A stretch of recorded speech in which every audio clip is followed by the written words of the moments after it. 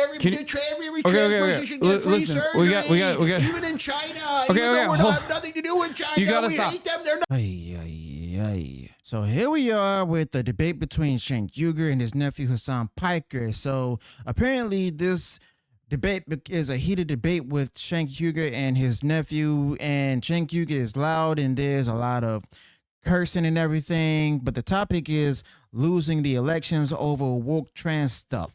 So Cenk Uygur's nephew says that, you know, the issue isn't that deep, but Cenk Uygur says that it must be because it's costing the elections and stuff. And then it pivots to his annoyance with the majority report from some whack dude, and the way that, you know, Cenk Uygur and this other dude talk about it, they talk about him and a experience. So it ends up with Cenk Uygur telling his nephew that he doesn't, you know, catch as many issues as the Young Turks because he doesn't really, you know, providing details and what Cenk Uygur and a Kasparian do. So apparently this is in a debate with Cenk Uygur and his nephew. I'll be honest, I don't agree with this guy, any of these guys politically, and I'm not interested in, you know, Cenk Uygur's nephew or anything he has to say because he often destroys himself. So yeah, let's go ahead and get into this debate. If you enjoyed what we're sharing in this video, go ahead, smash the like button, share the video far wide across social media. Let's go ahead and get right to this because these two just suck. The worst idea in the world, especially when you're running against Donald Trump, and Donald Trump's going, hey, here's a billionaire, Elon Musk. I'm just going to give the government to him. And here's another billionaire, Miriam Adelson, and I'm going to give foreign policy to her. And here's Tim Mellon, weirdo guy who inherited all of his money and douchebag who wants tax cuts because he's just rich and earned nothing in his life. And I'm going to give him tax cuts for the rich, right?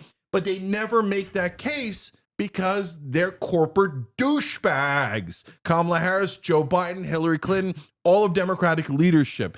And so these guys are never going to win another general election. The American people hate them. They should hate them, okay?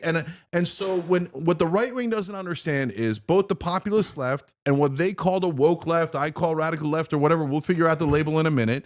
But in this case, you're on the right side. You say the corporate interests, the donors, right? So, and the populist right agrees with that. So that's actually an interesting point that we should come back to, a point of agreement we should come back to. You say, well, if they're digging in on a wedge issue, ignore it. But Kamala Harris literally did that. They had a giant debate about whether to address it or not. No. They even pulled ads You're misunderstanding where they addressed it. You're misunderstanding and they decided, oh, let's not address You're it. wrong. It was a mistake. They literally also, like, they did this with immigration especially. Like, they were like, we're not going to ignore it. We're just going to get ahead of it. And what they did with immigration, they're going to do with trans issues next election cycle. And it's the same principle over and over again. It makes you look like a hypocrite, and it makes you look like the Republicans were right all along. And the only thing it does is prime your base into conceding and agreeing with the Republican framing on an issue. If so there what was do you any do instead? What I say is I delineate. So when you say, hey, Andy Bashir runs against it, but which issue? So if you're talking about constitutional rights, you fight for trans rights 100%. You're talking about military, you fight 100%. I'd fight on bathrooms. I'd fight on high school. But I draw the line on sports. I draw professional sports. I draw the line on giving free surgeries. That's the thing. Then you could defend your position and get back to where the great majority of American people agree with you. You want to know why there's no reason to draw any of these lines? Because Kamala Harris did actually bring this up, which I thought was like, especially because like she didn't have a clear or consistent position on this at all. It was like, it was left out there in the dark, but like Trump did the same thing as well for undocumented migrants. Say that, I know. It's just like it's a thing that nobody gives a shit about until people are primed into caring about it. That's my point. It's been happening for a very long time for prisoners that want to get this component of healthcare, and nobody technically gives a shit about it. It's already like a incredibly tiny, minuscule, marginal percentage. So it doesn't matter. Like it all. Correction, it does matter, and a lot of people do care about it. It's just they often go ignored. Now, when he mentioned there about, people who are in prisons and stuff who want to go into a transition surgery and stuff, just go ahead and get into a women's population.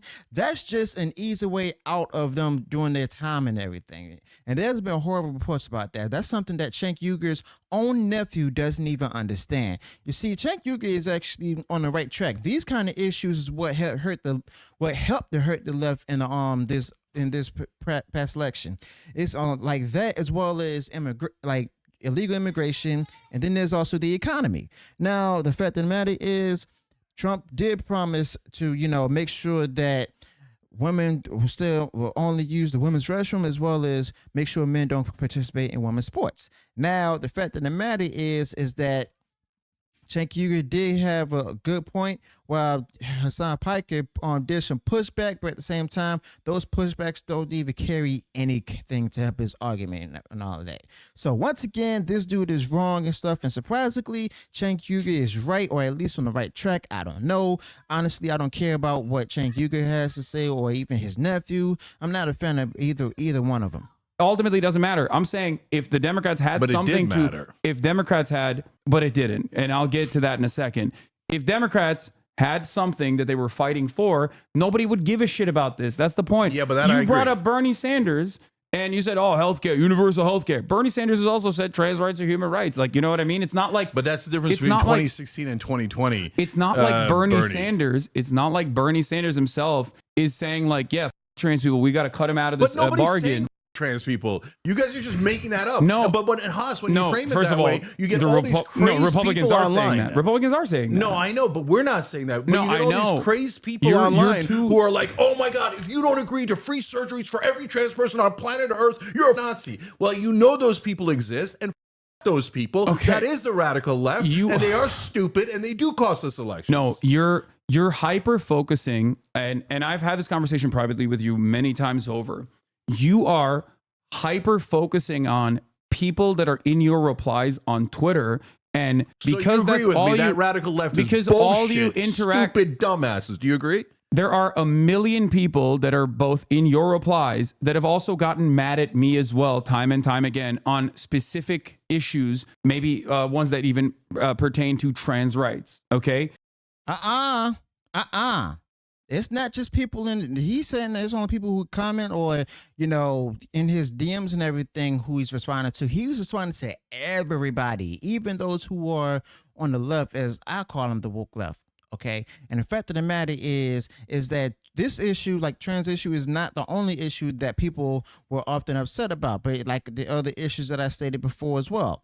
Now, it's basically all of this is summed up into identity politics. People in this past election voted for Trump because of identity politics. They don't care about identity politics. Identity politics has nothing to do with them, with how high the food prices are going, how high the gas prices are going, how high the cost of living has become. And guess what? Cenk Uygur is actually right on this kind of stuff, because if you all remember when I talked about Cenk Uygur and stuff, reacted to his comments and stuff, he is right. Identity politics is not working anymore. Identity politics is on the back burner. It was good under Obama and everything, and somewhat good in 2016 as well as 2020. But the fact of the matter is, people have seen the difference between when Trump was president from 2016 to 2020 and when Biden was president as well. And the fact of the matter is, people care more about, maintaining a cost of living. Now, people who supported Kamala, they said that, make sure you go ahead and enjoy your cheap gas while my rights are being taken away. No, your rights are not being taken away, but you're able to take home more money. Okay. But the fact of the matter is that these kind of issues this kind of issue they're talking about in this video, I mean, that's one of the main reasons why Kamala lost the election, among the fact that she didn't have much policy and that she didn't go into details about her policies, as well as the fact that she wasn't consistent. And confirmation after the elections, we found out that, how her campaign was $20 million in debt after raising $1.5 billion with dollars. And that shows that she won't be able to handle the economy. And I don't know why Hasan Piker, or like Hasan Piker, whatever his name is, I don't care, is arguing about, how this issue wasn't, a factor of why they lost the election. There was a lot of factors. This is one of them.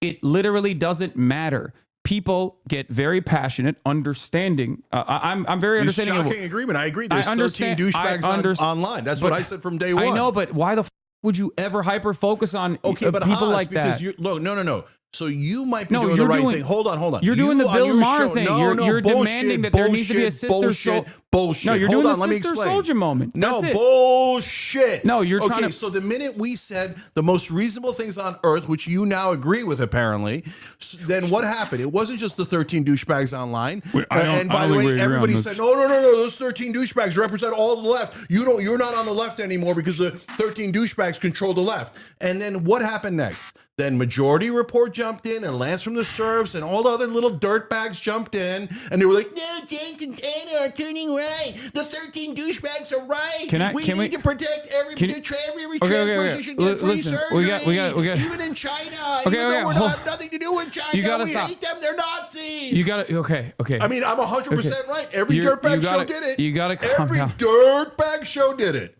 Tell me I'm wrong. This is reframing an issue that is now we've moved away from the electoral consequences of a trans ad to your own personal wing media online. We are So do you agree left-wing media online, those guys that I listed are full of shit? I have and in a tiny, stupid minority? I have disagreements with everyone in this space, but there's a reason why seemingly I don't catch the same amount of strays that you do because I don't hyper focus. I can tell you why. I don't hyper focus. What do you think it is? They think you're hot, young. I don't mean attractive. God bless on that. Okay. I'm also obviously hot. I mean, as in they think, oh, the young people watch Hasan. He's cool. And you give the thing of like, oh, no, trans people are right on everything, right? You don't come out and make the distinctions that Anna and I made. Okay. So they think, oh, no, he's good. He's extreme as we are. I think he's woke left. Yay, extremeness. I think the reason, first of all, Okay, so basically, Cenk Uygur, I mean, he's on point this time. Cenk Uygur is definitely on point because of the fact of the matter is that people didn't really care about these issues except for those who supported Kamala. Okay, now there people who started voting for Trump, supporting him and everything. Now, some of them may care about these issues, but at the same time, it's not something that's going to help them to keep their, homes and everything, help them to keep their jobs, help them to keep afloat in this dire economy. Okay, and the fact of the matter is they're also tired of the current wars that's happening around the world, and it's also like there's a lot of people around the world are more receiving more help and aid than the people here at home are. I mean, even Trump during the pandemic sent out stimulus checks to help people to go ahead and make sure that they're either doing good, whether it's paying bills or buying some extra necessities for the households and everything.